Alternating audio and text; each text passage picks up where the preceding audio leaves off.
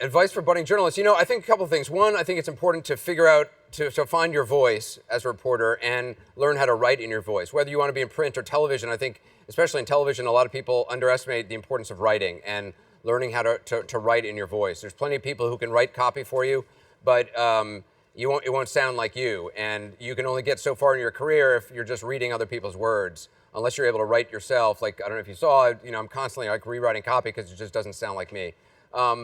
I also think you should never underestimate the value, and this I think applies in any job, of just out-hustling everybody else.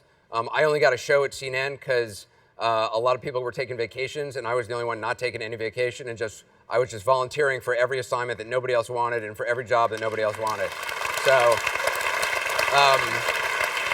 I used to fly, no one wanted to work weekends, so I used to fly down to Atlanta every Friday. I would work like 8 hours on Saturday from like 5, anchoring 8 hours, and anchoring 8 hours on Sunday, and anchoring more in those 2 days than like, you know, anybody was all week. And stuff started to happen on the weekend, and I was the guy who was always on TV, and you know, and that's why I got a show. So I think that's, you know, come in early, stay late, be the last one standing. And it's why I rarely take vacation now, because there's always somebody like smarter and better, like just waiting to grab that anchor seat. So I think that's probably my advice. You know, I mean, it's obviously tough business, but for me, there's been nothing more incredibly rewarding than to be able to be on the breaking wave of history, to be able to stand, you know, to go to the front lines and see the revolution in Egypt, to see the genocide in Rwanda, to see, I mean, the earthquake in Haiti, and bear witness to the struggles that people are going through and people who don't have a voice. And for me, that's always been the most motivating factor, of finding people who